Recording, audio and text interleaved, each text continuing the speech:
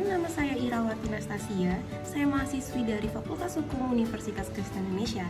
Saya di sini ingin memenuhi ujian tengah semester Hukum Perbankan dan Jaminan kelas G yang diampu oleh Ibu Dr. Diana Ria Winanti Nampitupulu, SH, MH, MKN, yang mana berjudul mengenai industri keuangan non-bank, dan materi spesifik yang saya akan bicarakan di sini mengenai asuransi. Oke, baik, sebelum itu saya akan menjelaskan latar belakang mengenai industri keuangan non-bank. Nah, industri keuangan non-bank atau IKNB merupakan lembaga yang menyelenggarakan aktivitas keuangan berupa penghimpunan dana dari masyarakat, lalu menyalurkannya untuk kegiatan investasi di perusahaan, serta menerbitkan surat berharga. Dan industri keuangan non-bank dalam istilah dahulu disebut sebagai lembaga keuangan bukan bank atau LKBB, didirikan sejak tahun 1972 menurut Surat Keputusan Menteri Keuangan nomor 38/4/1972. Nah, tujuan pendirian ini ialah untuk mendorong perkembangan pasar modal agar penyaluran dananya lebih efisien sehingga meningkatkan kesejahteraan masyarakat. Nah, industri keuangan non-bank atau IKNB ini termasuk lembaga yang diawasi oleh Otoritas Jasa Keuangan atau OJK. Dan sebagai otoritas pengawas lembaga keuangan Indonesia, IKNB memiliki fungsi selain menghimpun dan menyalurkan dana, juga memiliki beberapa fungsi lain, yakni menghimpun dana masyarakat, serta mengeluarkan surat berharga, memberi layanan penyertaan modal ke perusahaan maupun proyek-proyek tertentu dalam jangka waktu sementara sebelum diperjualbelikan ke pasar modal, dan memberi permodalan kepada masyarakat ekonomi menengah ke bawah sehingga mereka mampu membangun usahanya sendiri, menjadi perantara antara perusahaan di Indonesia dengan pemerintah agar mendapat kelancaran permodalan, dan sebagai perantara mencari tenaga ahli dan nasihat profesional, dan untuk memperluas sumber pendanaan usaha di sektor swasta. IKNB dalam menjalankan usaha juga mengedepankan dua prinsip, yaitu melaporkan tiap transaksi mencurigakan, misalnya transaksi dalam jumlah tidak wajar di luar kebiasaan nasabah, dan juga sehingga dicurigai sebagai tindakan pencucian uang atau pendanaan untuk terorisme. Dan selanjutnya, prinsip yang kedua itu harus mengenal latar belakang nasabah, identitas, saldo dalam rekening, hingga kebiasaan transaksi. Nah, ada beberapa IKNB yang telah berkembang di Indonesia, dan poin penting yang akan saya bahas dalam materi ini yaitu IKNB dalam aspek asuransi. Nah, asuransi di sini dalam perkembangan asuransi di dunia telah dimulai dari zaman sebelum Masehi, dilanjutkan pada abad pertengahan, dan mencapai puncak pertumbuhan signifikan pada era revolusi industri, di mana era mekanisasi pertanian dan era reformasi produk asuransi telah bermunculan, seperti dia asuransi kendaraan, asuransi pertanian, asuransi pabrik, asuransi perjalanan, asuransi pesawat, asuransi satelit, asuransi handphone atau laptop, asuransi kesehatan, dan asuransi pendidikan. Nah, pada tahun 1927 di Brussel, Belgia, lahirlah International Conference of Sickness Insurance Funds and Mutual Benefit Societies yang disponsori oleh International Labour Organization. Nah, Presiden Amerika Serikat Franklin D. Roosevelt pada tahun 1935 menandatangani Social Security Act yang menjadi dasar santunan yang bisa diterima ahli waris. Nah, berkembangnya asuransi di Indonesia tercatat pertama kali dengan didirikannya sebuah perusahaan asuransi pertama di Indonesia yang bernama Semarang Sea, yang berdiri pada tahun 1816. Nah, perusahaan sejenis yang berkembang pada tahun yang sama juga ialah Java Sea, Argeno, Veritas, dan Mercurius. Nah, asuransi jiwa yang pertama kali muncul di Indonesia ialah Bumi Putra pada tahun 1912 di daerah Magelang, yang diperkasai oleh seorang guru yang bernama M.N.G. Dwi Jojo sebagai perusahaan asuransi dengan bentuk badan usaha bersama, yang mana dan asuransi non jiwa pertama ialah NV Indis Liol yang kemudian berganti nama menjadi Liol Indonesia. Tahun 1953 berdirilah suatu perusahaan reasuransi profesional swasta, yakni Maskapai Reansuri Indonesia atau Marine, yang disusul oleh pendirian PT Reansuri Umum Indonesia atau Indor, yang adalah perusahaan reasuransi milik pemerintah. Dan juga pencapaian penting bagi eksistensinya asuransi Indonesia ialah dengan terselenggaranya Kongres Asuransi Nasional Seluruh Indonesia diselenggarakan pertama kali tanggal 25 sampai 30 November 1956 di Bogor, yang bertujuan untuk menyatukan pendapat dan bekerja sama memberikan sumbangan yang bermanfaat bagi perekonomian nasional dan mengatasi sisa-sisa sistem perekonomian kolonial, realisasi aktif terhadap pembatalan konversi meja bundar atau KMB, dan peningkatan kesadaran berasuransi. Dan kongres ini kemudian melahirkan Dewan Asuransi Indonesia atau DAI pada Februari tanggal 1 1957, dan pada tahun 2002 DAI berubah menjadi Federasi Asosiasi Perasuransian Indonesia atau FAPI yang menaungi semua asosiasi usaha perasuran di Indonesia dan menyusul berdirinya Asosiasi Asuransi Umum Indonesia atau AAUI dan Asosiasi Asuransi Jaminan Sosial Indonesia atau AAJSI dan Asuransi Syariah Indonesia atau AASI,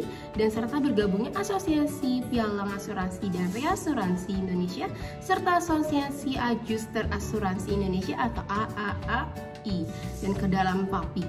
Dan pada tahun 2010 nama FAPI kembali diubah menjadi Dewan Asuransi Indonesia atau DAI.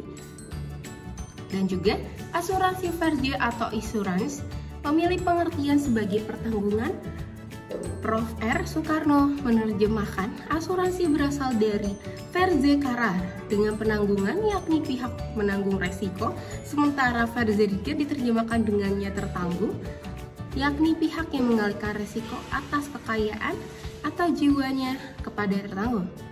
Sedangkan Prof. Wirjono Projojikoro memakai istilah asuransi sebagai sarapan dari asuransi, yang mana itu adalah bahasa Belanda yang berarti menjamin untuk penanggung dan terjamin untuk tertanggung. Nah, dalam suatu skim asuransi ada pihak yang sanggup menanggung untuk pihak lain yang menderita kerugian akibat suatu peristiwa yang akan terjadi, dan sebagai timbal balik pihak tersebut wajib membayar kerugian untuk pihak yang bersedia menjamin.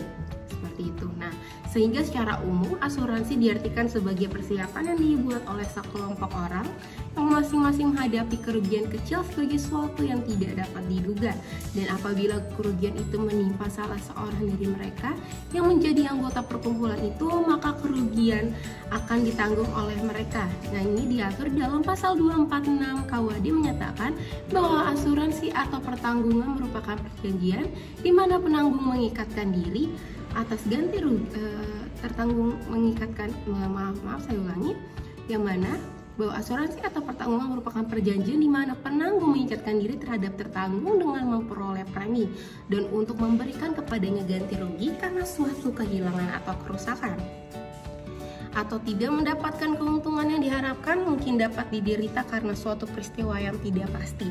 Dan juga dalam pasal 1 angka 1 Undang-Undang Nomor 40 Tahun 2014 menyatakan bahwa asuransi merupakan perjanjian antara dua pihak, yaitu perusahaan asuransi dan pemegang polis, yang menjadi dasar dari penerimaan premi oleh perusahaan sebagai imbalan untuk yang pertama itu untuk memberikan pergantian kepada tertanggung atau pemegang polis karena kerugian, kerusakan, biaya yang timbul, kehilangan keuntungan, atau tanggung jawab hukum kepada pihak ketiga yang mungkin diderita tertanggung atau pemegang polis karena terjadinya suatu peristiwa yang tidak pasti, atau memberikan pembayaran yang didasarkan pada meninggalnya tertanggung dengan manfaat yang besar yang telah ditetapkan dan atau didasarkan pada hasil penggunaan dana, sehingga berdasarkan definisi tersebut maka unsur-unsur asuransi ialah sebagai berikut.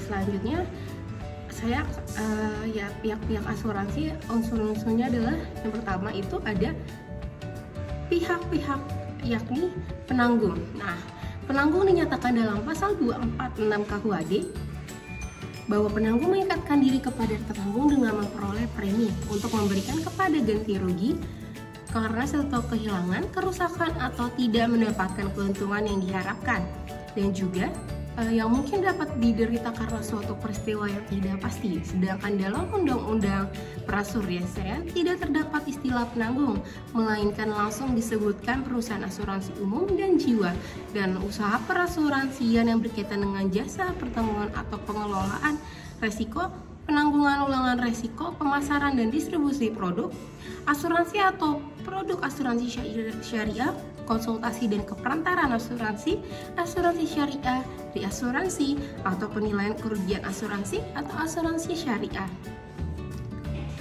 Dan ada juga pihak tertanggung, yang mana sebagaimana dalam pasal 246 KUHD merupakan pihak yang membayar premi dan menerima ganti rugi karena suatu kehilangan dan kerusakan atau tidak mendapatkan keuntungan yang diharapkan yang mungkin dapat diderita karena suatu peristiwa yang tidak pasti. Sedangkan dalam Undang-Undang Perasuransian dijelaskan bahwa tertanggung merupakan pihak yang menghadapi risiko sebagaimana diatur di dalam diatur dalam perjanjian asuransi dan perjanjian reasuransi.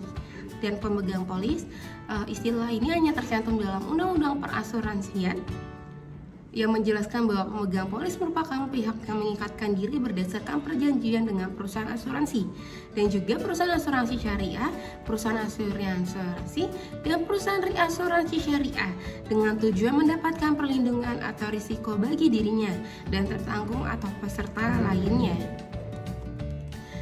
Dan ada juga status pihak-pihak. Di sini yakni penanggung harus berstatus sebagai perusahaan badan hukum yang dapat berbentuk perseroan terbatas atau PT, dan perusahaan perseroan atau koperasi.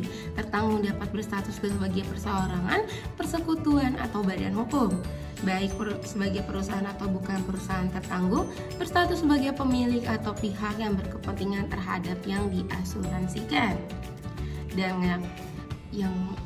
unsur selanjutnya yang menjadi objek asuransi dapat berupa benda, hak atau kepentingan yang melekat pada benda, dan sejumlah uang yang disebut premi atau ganti rugi melalui objek asuransi disebut dan bertujuan dan memiliki tujuan yang ingin dicapai oleh para pihak.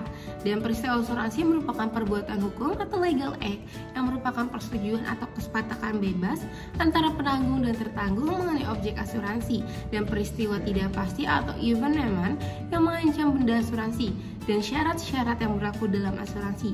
Nah, persetujuan atau kesepakatan bebas tersebut dibuat dalam bentuk tertulis yang disebut polis. Nah, polis ini merupakan salah satu alat bukti yang dipakai untuk membuktikan telah terjadinya asuransi. Dan dasar pengaturan ini sebagaimana dijelaskan pada pasal 1320, 1321, dan 1338 BW. Dan hubungan asuransi merupakan hubungan yang terjadi antara penanggung dan tertanggung yang adalah suatu keterikatan atau legal bond yang timbul karena adanya persetujuan atau kesepakatan bebas. Nah, tujuan asuransi ialah sudah diatur dan disebutkan dan diterangkan dalam pasal 250 dan 268 KUHD, dan resiko dan premi juga telah diterangkan dan terdapat di dalam pasal 246 KUHD, pasal 256 angka 7 KUHD. Dan adanya event peristiwa tidak pasti dan ganti rugi terdapat di dalam pasal 256 angka 4 KUHD.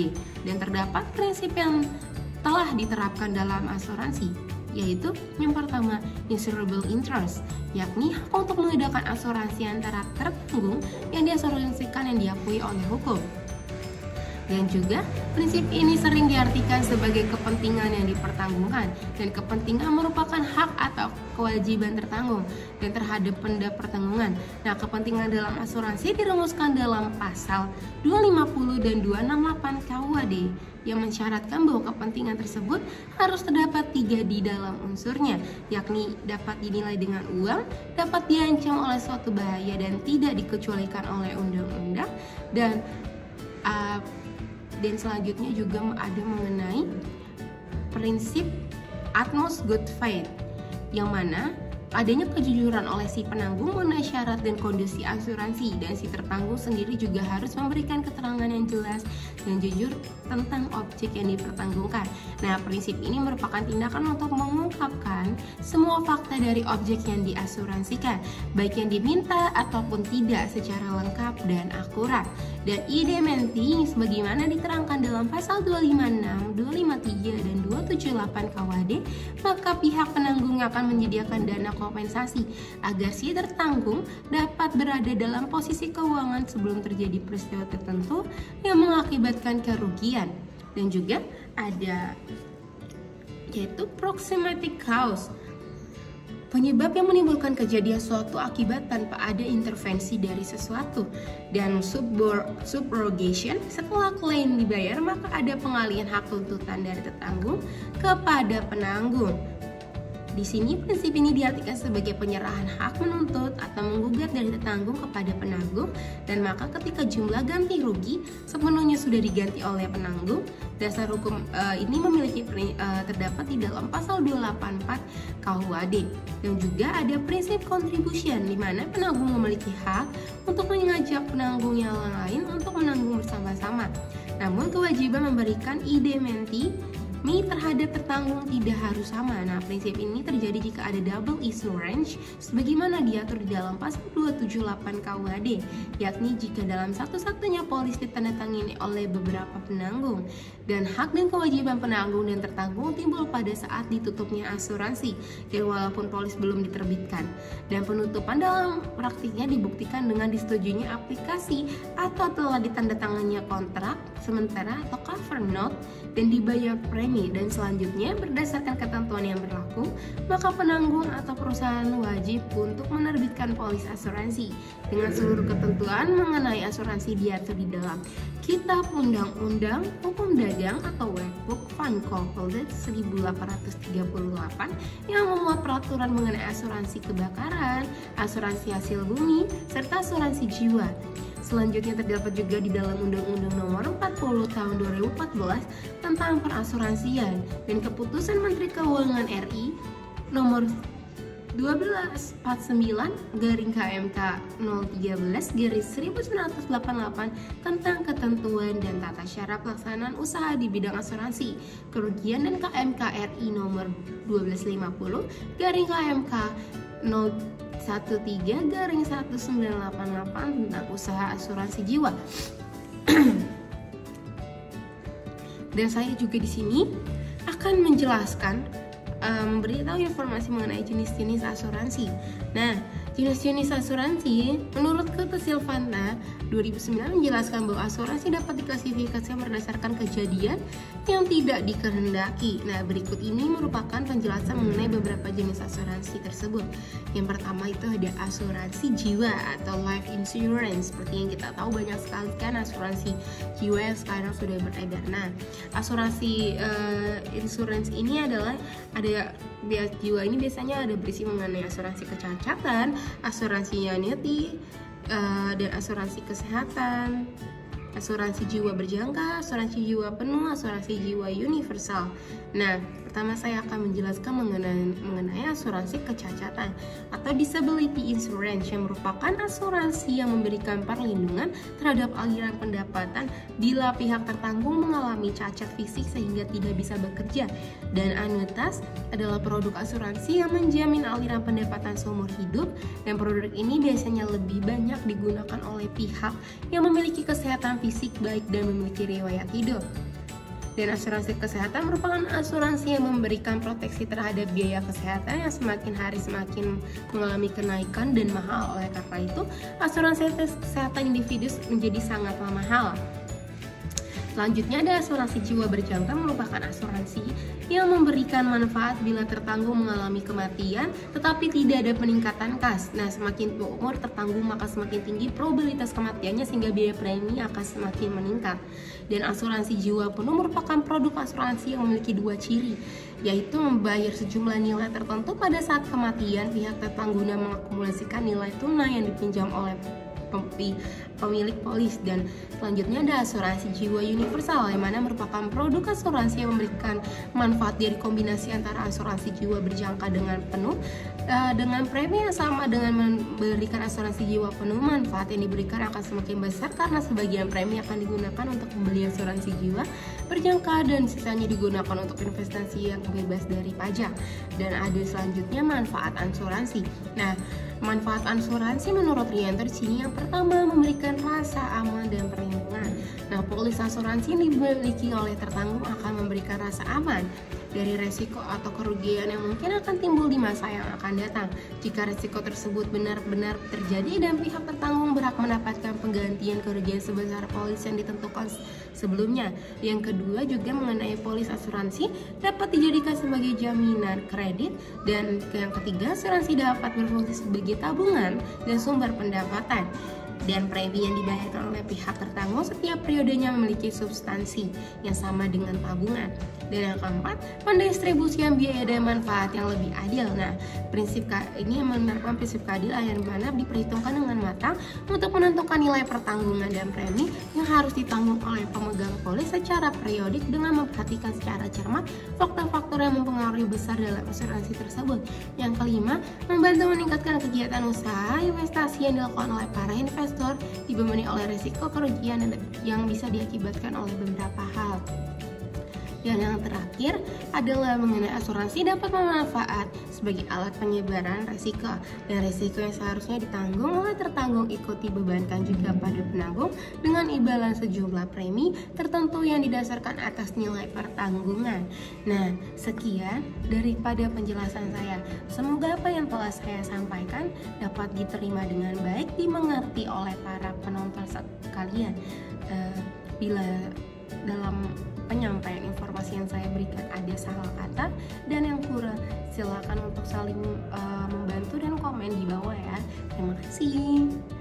Jangan lupa like, subscribe, dan share.